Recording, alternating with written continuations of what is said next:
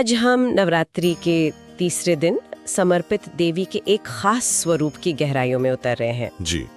हमारे सामने माता चंद्र घंटा सौम्यता और शक्ति शीर्षक वाला एक स्रोत है और इसमें कुछ काफी दिलचस्प बातें हैं। हाँ, ये विषय तो है ही खास और नवरात्रि के समय तो और भी प्रासंगिक हो जाता है। देवी का हर रूप, हर नाम अपने आप में गहरा संदेश लिए हुए हैं। सही कहा।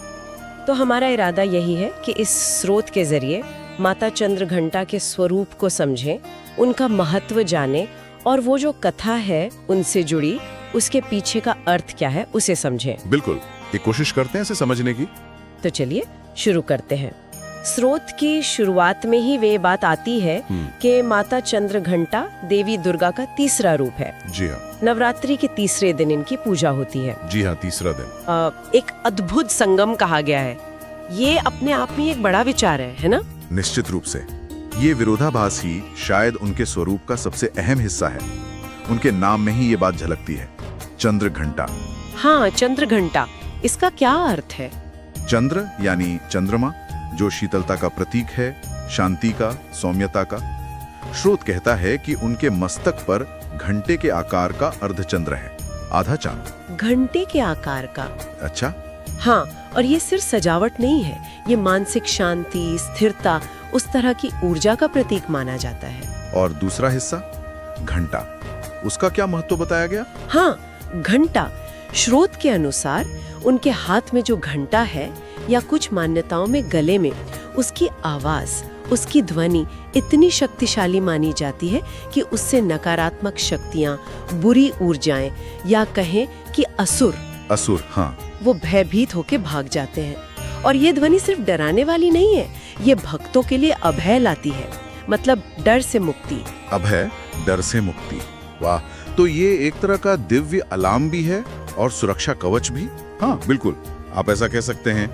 एक तरफ चंद्रमा की शांति, दूसरी तरफ घंटे की वो प्रचंड ध्वनि जो रक्षा करती है। ये संयोजन वाकई अद्भुत है। स्रोत में उनके वाहन और भुजाओं के बारे में भी कुछ बताया गया है। जी हाँ, उनका वाहन है सिंह, शेर। सिंह शक्ति का प्रतीक। बिल्कुल, साहस, निर्भीकता, शक्ति, इन सब का प्रतीक। और देवी का सिंह पर सवार होना दिखाता है कि वे इस शक्ति को नियंत्रित करती हैं, उसे सही दिशा देती हैं। नियंत्रित शक्ति, ठीक है। और भुजाएं? स्रोत बताता है कि उनकी 10 भुजाएं हैं। 10?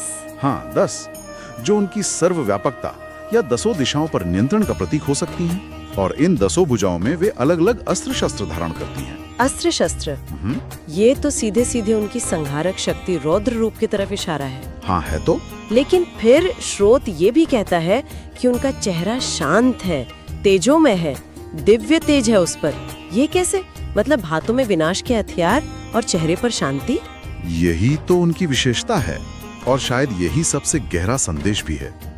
वो अस्त्र शस्त्र दिखाते हैं कि वे अन्याय और अधर्म का नाश करने में पूरी तरह सक्षम हैं। जरूरत पड़ने पर रौद्र रूप ले सकती हैं। लेकिन उनका वो शांत, करुणामय, तेजोमय मुख ये बताता है कि ये शक्ति गुस्से या नफरत से नहीं चलती, ये संतुलन से, करुणा से चलती है। वे विनाश करती हैं ताकि शांति स्थापित हो सके, सृजन हो सके।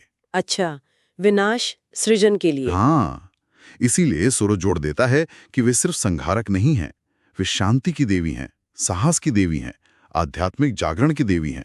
भक्तों को बाहरी डर से ही नहीं, अंदर के भय से भी मुक्ति दिलाती हैं, आत्मबल देती हैं। ये तो बहुत बहुत ही गहरी बात है। मतलब असली शक्ति वो नहीं जो सिर्फ गरजे या डराए, बल्कि वो जो शांत रहकर भी दुनिया बदल दे। ये संतुलन का विचार, सौम्यता और दृढ़ता का एक साथ होना आज के जीवन में भी कितना जरूरी लगता है। आपने बिल्कुल सही पकड़ा, यही मूल संदेश है। जीवन में चुनौतियां तो आती ही हैं, कठिनाइयां आती हैं, उनका सामना करने के लिए हमें हिम्मत चाहिए, साहस चाहिए, कभी कभी थोड़ी कठोरता भी चाहिए। हाँ, ये तो है। लेकिन अगर ये सब करते हुए हम अंदर की शांति खो दें, करुणा खो दें, वो संतुलन बिगड़ जाए, तो फिर उस शक्ति का क्या मतलब? माता चंद्रघंटा इसी संतुलन की प्रतीक हैं। बाहरी दुनिया में सक्रिय रहो पर अंदर शांत रहो। इस गहरे प्रतीक को समझने के बाद स्रोत उनकी पूजा विधि पर भी आता है। अब हम यहाँ कोई पूजा विधि सिखा तो नहीं रहे हैं? नहीं, बिल्कुल नहीं। पर क्या आप संक्षेप में बता सकते हैं कि उनकी उपासना के पीछे की मूल भावना या सिद्धांत क्या है, जैसा स्रोत में जिक्र है, मतलब सिर्फ क्रियाएं नहीं, उनके पीछे का भाव। जरूर। स्रोत में जो विधि दी गई है उसके पीछे के सिद्धांतों को देखें तो कुछ चीजें साफ दिखती हैं। पहला है शुद्धता, तन की भी मन की भी। पूजा शुरू होती है स्नान और साफ कपड़ों से। ये बाहरी और भीतरी सफाई का प्रतीक है। ठीक है, शुद्धता। दूसरा है आवाहन और समर्पण। माता की प्रतिमा या तस्वीर को पवित्र जल जैसे गंगा जल से शुद्ध करके स्थापित करना, फिर उन्हें वो चीजें अर्पित करना जो उनके गुणों से मिलती जुलती हों, जैसे चंदन। चंदन, हाँ, शीतलता के लिए। हाँ, अक्षत यानी साबुत चावल जो पूर्णता का प्रतीक है, लाल फूल जो शक्ति का रंग है, और कमल का फूल भी जो पवित्रता और आध्यात्मिक विकास का प्रतीक है। समर्पण, ठीक है। और तीसरा सिद्धांत है ऊर्जा का संचार। घी का दीपक जलाना, ये ज्ञान का, प्रकाश का प्रतीक है, और घंटी बजाना जो उनके नाम से भी जुड़ा है, ये वातावरण को शुद्ध करता है, सकारात्मक ऊर्जा भरता है। देवी की उपस्थिति को महसूस करने का एक तरीका है ये। घंटी, हाँ, ये तो महत्वपूर्ण है। चौथा है आध्यात्मिक जुड़ाव। दुर्गा सप्तशती जैसे पाठ करना या खास तौर पर उनकी स्तुति गाना, ये उनके गुणों को याद करके उनसे मानसिक और भावनात्मक रूप से जुड़ने की कोशिश है। और पांचवा है कृतज्ञता और प्रार्थना। नैवेद्य यानी भोग लगाना, जैसे दूध की मिठाई या खीर, ये एक तरह से धन्यवाद देना है। और अंत में आरती करना और फिर प्रार्थना, अपनी इच्छाएं कहना, भय मुक्ति, आत्मबल, शांति, जो भी हो। तो ये सिर्फ कुछ रस्में नहीं है, हर चीज के पीछे एक गहरा मतलब है। शुद्धता, समर्पण, गुणों का ध्यान, ऊर्जा का संचार और फिर कृतज्ञता और प्रार्थना। ऐसा लगता है ये पूरी प्रक्रिया भक्त को देवी के उसी संतुलन वाले स्वरूप से जोड़ने का तरीका है, शांत भी, शक्तिशाली भी। बिल्कुल। बाहरी कर्मकांड से ज्यादा ये अंदर के भाव, श्रद्धा को जगाने और केंद्रित करने की एक पद्धति है। हर क्रिया, हर चीज भक्त को उनके स्वरूप और संदेश की याद दिलाती है, जैसा स्रोत इशारा करता है। पूजा विधि के इस प्रतीकात्मक अर्थ के बाद स्रोत हमें एक कथा की ओर ले जाता है, और ये कथा उनके स्वरूप के दूसरे पहलू यानी रौद्र रूप को उजागर करती है। हाँ, ये कथा उस स्थिति को दिखाती है जब सिर्फ प्यार से, सिर्फ सौम्यता से बात नहीं बनती, जब शक्ति का सीधा प्रदर्शन जरूरी हो जाता है। अच्छा, क्या हुआ था? स्रोत के अनुसार एक समय था जब महिषासुर जैसे बहुत शक्तिशाली असुर थे। उन्होंने धरती और स्वर्ग दोनों जगह आतंक मचा रखा था। देवताओं को हरा दिया, उनके अधिकार छीन लिए, हर तरफ डर और अन्याय फैल गया। बड़ी मुश्किल स्थिति थी फिर। तो सारे देवता बहुत परेशान होकर मदद के लिए त्रिदेवों के पास गए, ब्रह्मा, विष्णु, महेश। उनकी हालत देखकर और धर्म को संकट में देखकर त्रिदेवों और बाकी देवताओं के मिले जुले तेज से देवी दुर्गा प्रकट हुई। हाँ, देवी का प्रकट्य हुआ। फिर उन भयानक असुरों से लड़ने के लिए देवी ने चंद्रघंटा का रूप धारण किया। अच्छा, तब उन्होंने ये रूप लिया? और इसी रूप में वो घंटा खास तौर से। हाँ, बिल्कुल। स्रोत कहता है कि इस रूप में उनके माथे पर वो अर्धचंद्र तो था ही, पर उनके हाथ या गले में जो विशाल घंटा था, उसकी आवाज उफ, इतनी प्रचंड, इतनी भयानक थी कि उससे सिर्फ असुरों की सेना ही नहीं, पूरी पृथ्वी कांपने लगी थी। पूरी पृथ्वी सिर्फ आवाज से?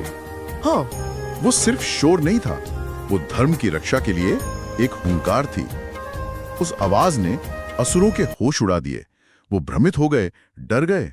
मतलब आवाज ने ही आधा काम कर दिया। हाँ। फिर क्या हुआ? उसके बाद देवी अपने सिंह पर सवार होकर युद्ध के मैदान में उतरी। अपनी 10 भुजाओं में जो घातक अस्त्र शस्त्र थे, उनसे उन्होंने असुरों का संहार शुरू किया। उनके वेग के आगे और उस घंटे की गगनभेदी ध्वनि के सामने कोई टिक नहीं पाया। कोई नहीं। अंत में उन्होंने असुरों का नाश किया, देवताओं को उनका राजपाट वापस दिलाया और पृथ्वी पर फिर से धर्म और शांति स्थापित की। ये कथा सुनकर तो रोंगटे खड़े हो जाते। ये बिल्कुल साफ करती है कि माता चंद्रघंटा सिर्फ शांत और वरदान देने वाले देवी ही नहीं है, जरूरत पड़ने पर वो बहुत उग्र, बहुत विनाशक भी हो सकती हैं। सही कहा। और इस कथा का संदेश भी बहुत गहरा है, जैसा स्रोत से लगता है। यह हमें सिखाती है कि जब सत्य, न्याय, धर्म, इन पर बहुत बड़ा संकट आए, जब जुल्म हद से बढ़ जाए, तो सिर्फ चुप रहना या शांति की बातें करना काफी नहीं होता।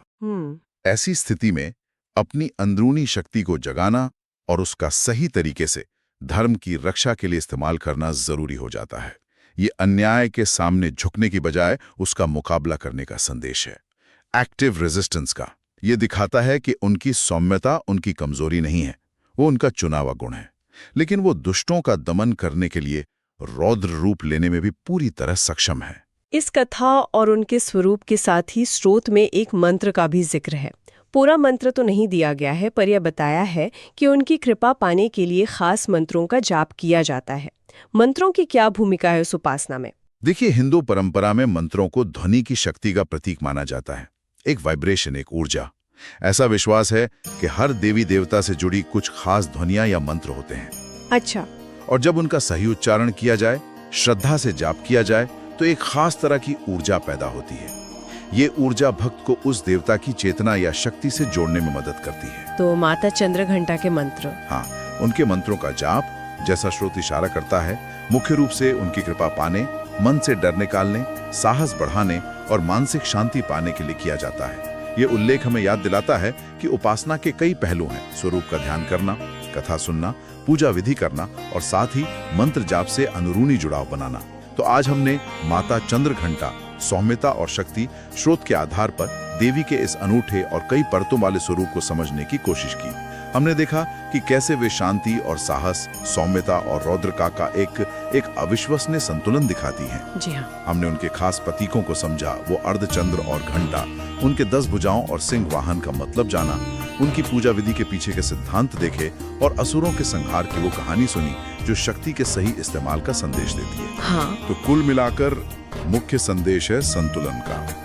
जीवन की चुनौतियों का सामना करने के लिए बाहरी शक्ति और भीतरी शांति का संतुलन, और साथ ही निर्भयता और जरूरत पड़ने पर धर्म और न्याय के लिए खड़े होने का साहस।